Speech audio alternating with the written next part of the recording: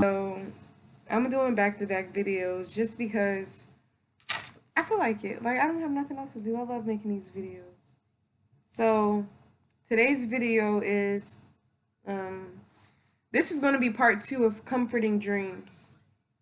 And I already made the part 1 and it was last week. And then I knew after I was done making the video that I was like, I know I'm gonna remember some other dreams that I had that was comforting. But I remember I had this one dream before I got into the truth. And like I said in my last video, like me and my family we always go to the scriptures. We always say that dreams can lift up fools, that that they can come from the multitude of business and so on. But I remember I had this dream before I even got into the truth. And it was right before I got into the truth. I was in Detroit and it was military. It was a whole bunch of white men, white men in the military. They had on their outfits and everything, and they was driving through the neighborhood in the tanks, and they was rounding people up, putting them in the tanks. And I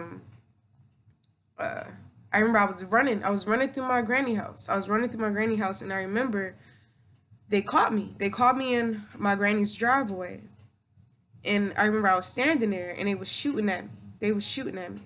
And while they was shooting at me, it was like my body was like, you know when somebody shoot at you like in a movie, like, like my body was feeling them shoot at me, but I couldn't feel anything. And I remember I was like, why are y'all doing this to me? Why are y'all doing this to me? I ain't do nothing to y'all. I ain't do nothing to y'all. So then, but once they realized, it was such a weird dream. Once they realized that when they were shooting me, um, oh, can you still see me? Oh, once they were shooting me, that uh,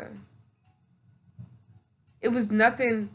It wasn't working. So they like got into. It's so crazy. They got into like a huddle. It was probably like 4 or 5 of them. It was all white men.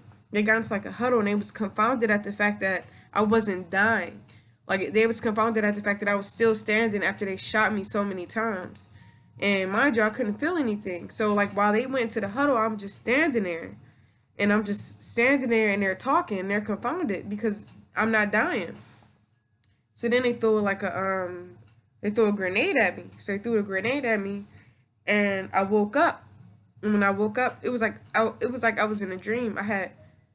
It was like I woke up and I was taking a shower. I was in a shower and I was just like all this water was just in my face.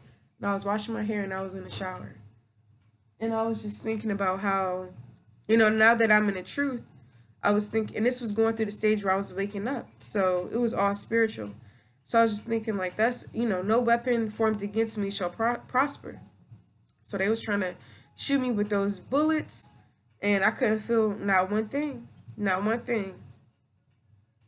And that's amazing to me that I had that dream.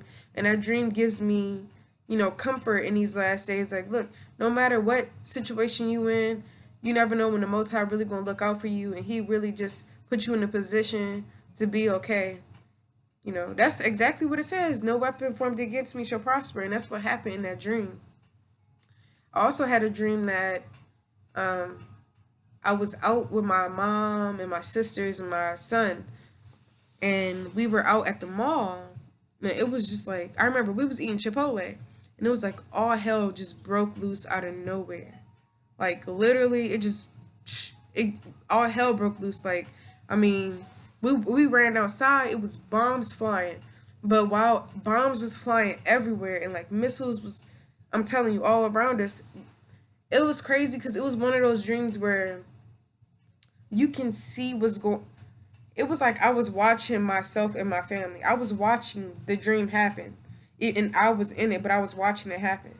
So I saw us running, but while we were running, it was like this force and this angel over top of us. But this angel over top of us, like protecting us, and like this big ball, this big shield. So while we were running, no harm was coming into us. Like nothing was coming. We wasn't getting stricken by no missiles, no bullets, whatever. All the stuff that was going on around us while we were running, nothing happened. Nothing happened to us. And it's crazy because now that I'm thinking about it, In the end of the dream, we end up ending in a police car. And while we was in the police car, nothing happened to us. It was just like we was chilling in a police car with this Edomite, with this white dude. And now that it's so crazy because like I promise y'all, I'm just thinking about it all now.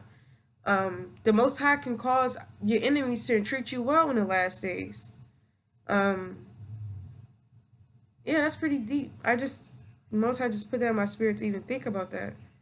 Cause I thought about it before. I didn't know why we were in that police car, but I just realized I forgot that the Most High can cause your enemies to treat you well.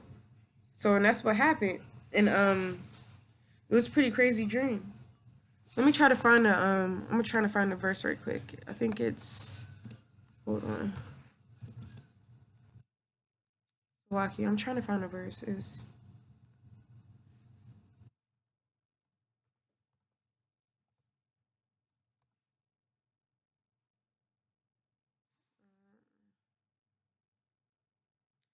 oh it's Psalms 91:7. Hey, that's what happened in the dream. 1,000 shall fall at thy side, and 10,000 at thy right hand, but it shall not come nigh it Salakia, but it shall not come nigh thee. It should not come nigh thee. And that's what happened when all of that stuff was going on in the dream, those bombs and stuff, nothing touched us. Then just like the scripture says, cause your enemy to entreat as well. And it's crazy, y'all, cause it's like it's crazy because, and I'm gonna just go. But those are two dreams that I can remember that I had so far. So, and I, brought the scripture out. So those are very comforting dreams. So whenever you face in a position where you're about to get persecuted, you just never know what type of mercy the Most High gonna have on you. When you out and then all hell break loose, you never know. Like the angels are gonna protect you. Um, Also, your enemy, the Most High can cause your enemy to treat you well, and that's happened a couple of times with my family and I, whether it be we at the grocery store or we ran out of bags or whatever. Edom might say, "Oh, here you go. Oh, thanks." Just you'll see it. You'll see little situations where the Most High will cause your enemy to treat you well, because you know that they hate us. In these last days, Most High put you in a bunch of positions where your enemies will treat you well. Um, and that's if you're doing the right thing. You striving for perfection to the best of your ability. And with that being said, I think that's pretty much it. I know I'm gonna probably have a part 3 of dreams, comforting dreams, once I think of the other ones. Oh, and I just want to let y'all know all my dreams are real and sincere. I don't want people to think that I'm just making stuff up, because that would be real crazy. I'm trying to think of something else. Another dream.